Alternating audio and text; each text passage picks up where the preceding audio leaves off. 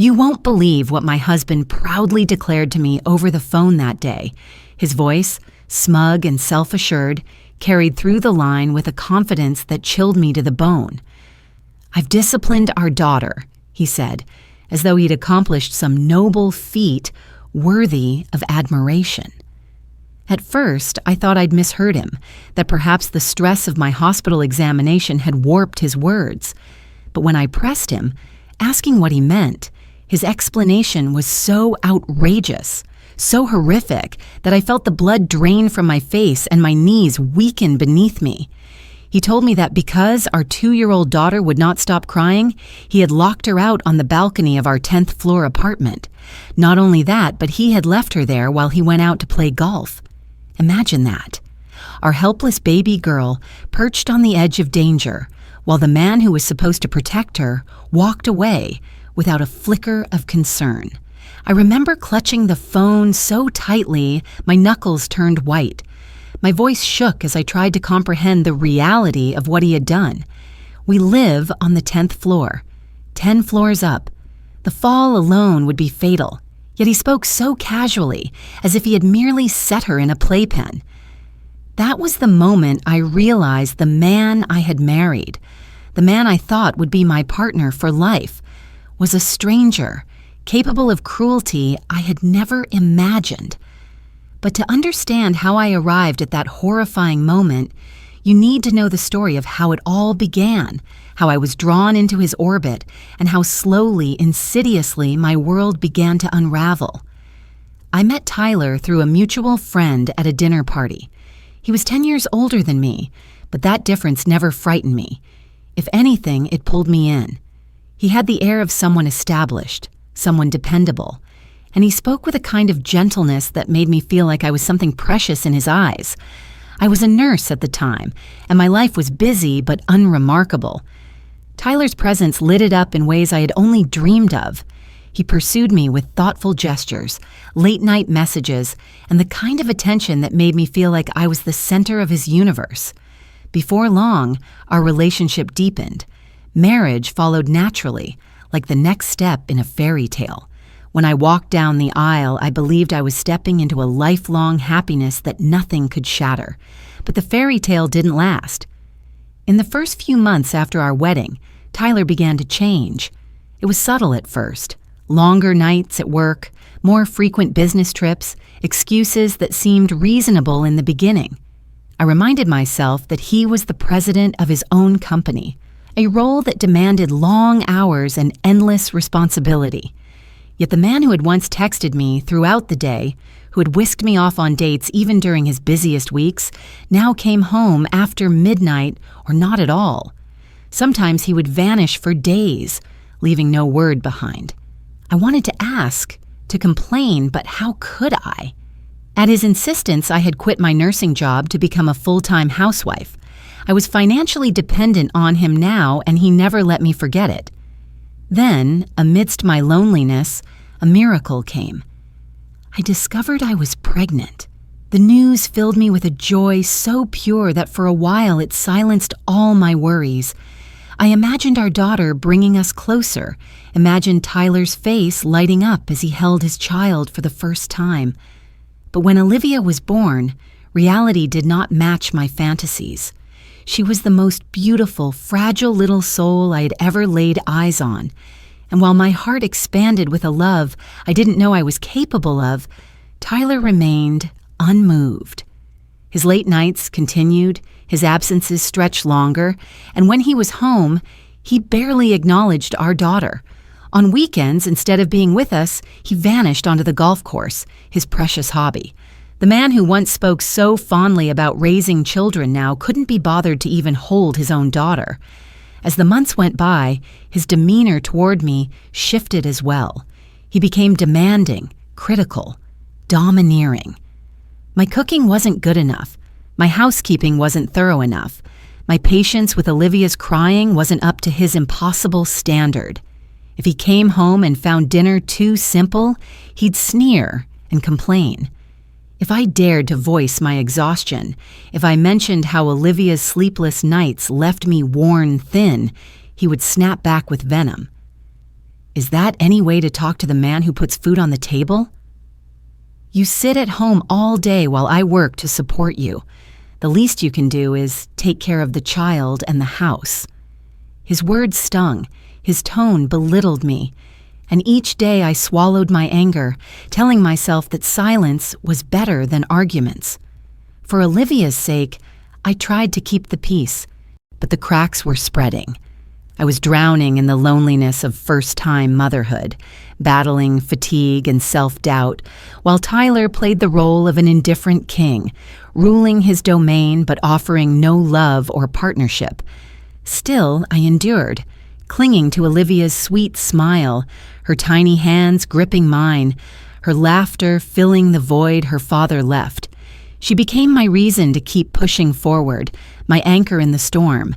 Yet even that strength faltered the day my doctor found something unusual in my health checkup. They couldn't tell me more without further tests that would take a full day at the hospital. I was terrified of what they might find, of what might happen to me, of how Olivia would fare if I wasn't there. I scrambled to arrange care for Olivia while I underwent the examination, but every babysitter and daycare I called was fully booked. My mother was too frail and too far away to travel on such short notice. I was cornered, desperate, when Tyler of all people surprised me. "I guess I'll have to look after our daughter," he said with a yawn, as if it were an inconvenience. I was stunned. He had never spent more than a few minutes alone with Olivia, and the thought of leaving her in his care filled me with dread. Yet I had no choice. On the morning of the test, I prepared everything. I laid out instructions in painstaking detail, made meals ahead of time, organized her toys, her clothes, her diapers. I explained it all slowly, clearly, as if speaking to someone who had never seen a child before, which in a sense, he hadn't. Tyler smirked, brushing off my anxiety. "Taking care of a kid is easy," he said, already half distracted by his phone. His casual tone didn't reassure me, but I forced myself to leave. At the hospital, I couldn't focus. My mind was trapped at home, imagining Olivia crying, imagining Tyler ignoring her. When a break finally came, I grabbed my phone and called. The ring stretched on and on before he finally picked up. "Is Olivia okay?" I asked quickly, my heart pounding. "Are you managing to take care of her?" His answer was one I will never forget. "Everything's fine. I've disciplined her." At first, I thought he was joking, but then he explained with such pride, as though expecting praise, that when she wouldn't stop crying, he locked her out on the balcony, on the 10th floor. And then, without a shred of remorse, he told me he had gone out to play golf. I nearly collapsed in the hospital corridor. My vision swam. I shouted at him to bring her inside, screamed that he was putting her in mortal danger. He dismissed me, called me overreactive, insisted it was my fault for not disciplining her enough, and then he hung up, just like that. I didn't finish my tests. I tore out of the hospital, hailed a taxi, and begged the driver to speed. Every red light, every turn of the wheel felt like a race against death. I prayed, pleaded silently with whatever power might be listening. Please let her be safe. Please let me make it in time. When I burst into our apartment, my hands shaking so violently I could barely unlock the door, I ran to the balcony, and there she was. My Olivia, collapsed on the floor, her little body limp from dehydration and heat. I gathered her in my arms and rushed her to the hospital. Relief and horror mingled in me as doctors admitted her immediately. She would recover, they said, but another hour, perhaps less, and the outcome could have been very different. Standing at her bedside, watching the soft rise and fall of her chest, something hardened inside me. Tyler had crossed the line from neglect to danger, from indifference to outright cruelty, and I knew then that I would not let this go. He had to be made to see, to face the consequences of his actions. And so, as my daughter rested safely in the hospital, I began to weave the plan that would set everything in motion. That evening, when Tyler returned home, humming carelessly as if nothing had happened, I was ready. He opened the balcony door, looking around as though expecting Olivia to come toddling to him. Instead, his eyes darted left and right in confusion, and then he froze. Below, on the ground directly beneath the balcony, a deep red stain spread across the pavement like spilled life itself. His face drained of color. He leaned over the railing, his breath catching, and then staggered back in horror. In the kitchen, hidden from his sight, I watched. My heart pounded, my fists clenched. He thought he was looking at the aftermath of his own negligence. He thought his daughter had fallen. And for the first time, I saw genuine fear break across his face. For a long moment, Tyler stood frozen by the balcony railing, his face pale, his mouth opening and closing like a man drowning without air. He peered downward again, his body trembling, and then stumbled back as if the sight might swallow him whole. I could almost hear the chaos racing through his mind: disbelief, denial, panic. He had returned home expecting to find his daughter docile, disciplined, perhaps frightened enough never to cry again. Instead, he believed he was staring at the cost of his arrogance, the bloody consequence of his reckless cruelty. His hands gripped the railing as though it might anchor him, but his knees quivered, and his chest rose and fell in ragged bursts. I waited a beat longer, hidden in the shadows of the kitchen, savoring the unraveling of his confidence before stepping out. My voice, calm but deliberate, cut through the silence. "I'm home," I announced. "Thanks for babysitting." He spun toward me, startled like a child caught misbehaving. His eyes darted between me and the balcony, his words stumbling out in a broken rush. You're back. It's terrible. Olivia, she might have fallen." His hands shook as he gestured wildly toward the railing. "I swear, I didn't think it was real. What you said on the phone, I thought it was just you exaggerating. But the stain, it's—" He faltered, his voice cracking under the weight of his imagined crime. I gasped theatrically and ran toward the balcony, letting out a scream sharp enough to pierce the tension.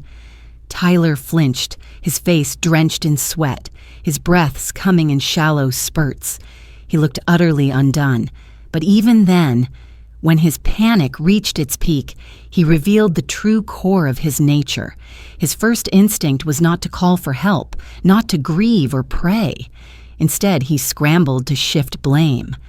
"It's Olivia's fault," he shouted suddenly, desperation dripping from every word. "She wouldn't listen to me. She kept crying. What was I supposed to do? And you weren't even here. You left me with her."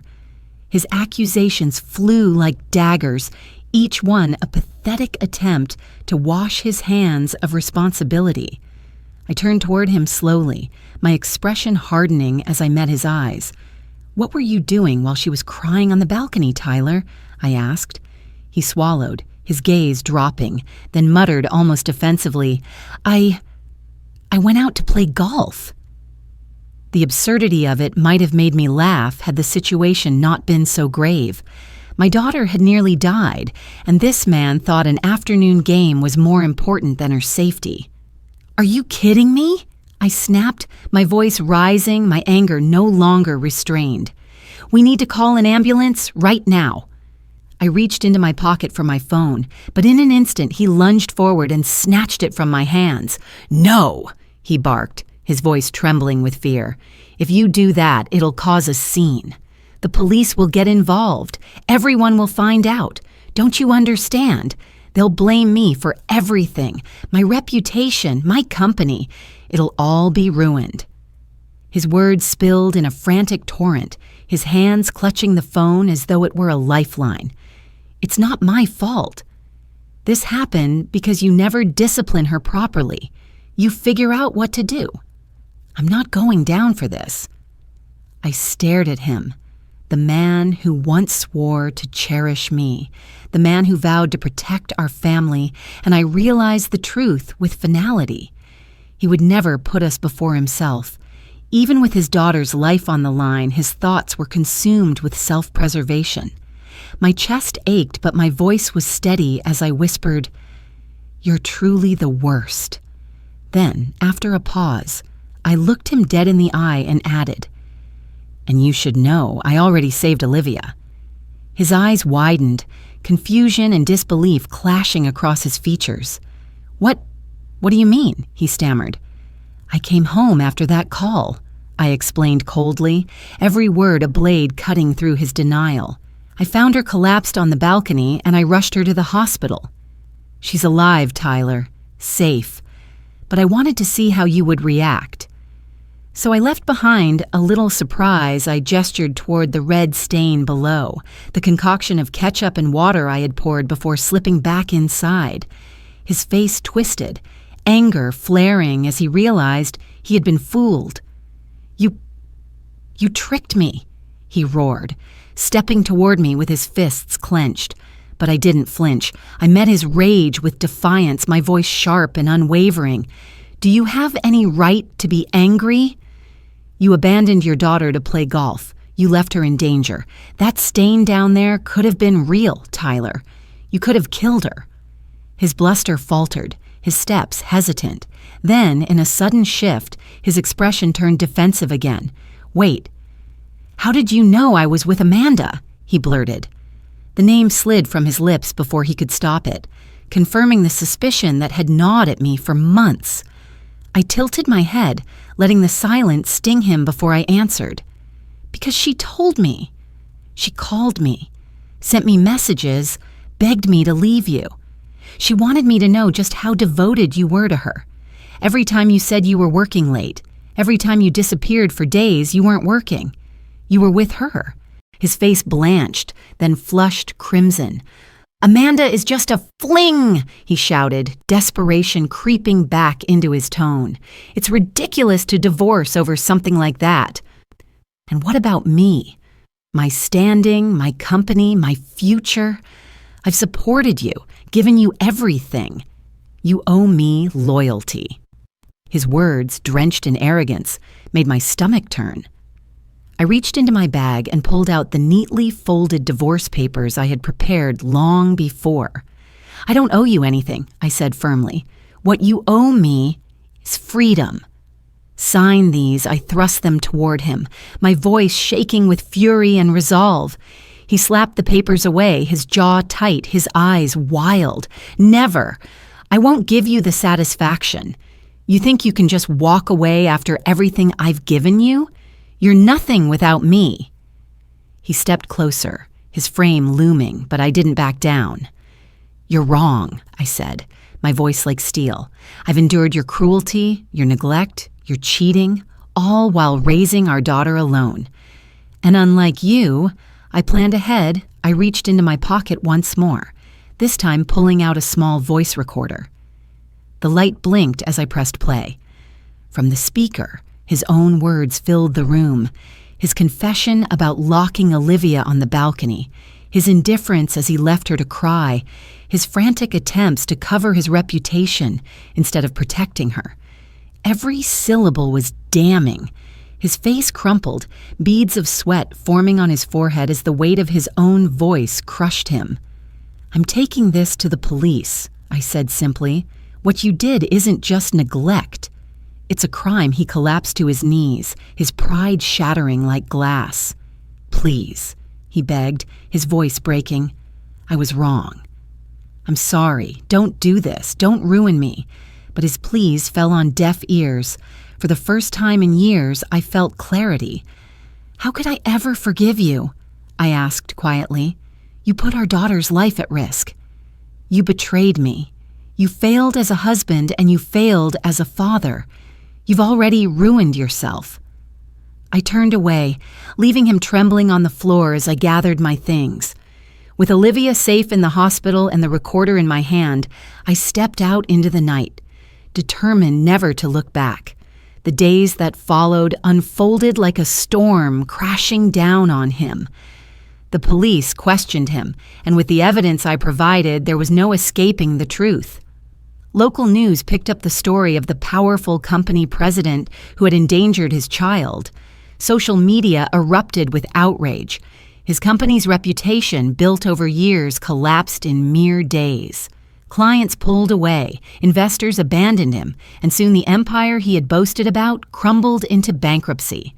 Amanda, too, was caught in the wreckage. When the affair became public, her career ended overnight. I pursued damages through my lawyer, suing her for the pain she had caused, and the courts agreed. Between her and Tyler, I secured both financial compensation and the freedom I had longed for. My marriage officially ended with the stroke of a pen, the divorce finalized alongside a settlement that ensured Olivia and I would never struggle again. Through it all, Olivia recovered, her health restored. She returned home from the hospital smiling, her little hand clutching mine, unaware of just how close she had come to tragedy. Watching her laugh, hearing her voice, I realized she had given me more strength than I ever thought possible. As for me, I returned to the profession I loved, donning my nurse's uniform once more, my life no longer chained by Tyler's neglect and control. I built a new rhythm, one filled with purpose and joy, where my daughter's smile lit every corner of our days. I was no longer the fragile woman who had endured in silence. I was free. And as for Tyler, he vanished from our lives, his legacy reduced to whispers of scandal and failure. He had once believed himself untouchable, but in the end, his own arrogance and cruelty destroyed him. He lost his company, his mistress, his family, and the respect of everyone who once admired him. Sometimes, late at night, I think back to that moment on the balcony, when his face turned pale as he stared at the red stain below. I remember the fear in his eyes, the realization that his actions had consequences. For me, that was the moment of liberation. The moment I saw the man behind the mask and knew that I no longer had to endure him. My story is not one of tragedy, though it began that way. It is a story of survival, of strength, of reclaiming a life that had been suffocated by a man's selfishness. And above all, it is a story of a mother's love. The love that saved Olivia, the love that gave me the courage to fight, and the love that will carry us forward into a future where we are free, happy, and whole.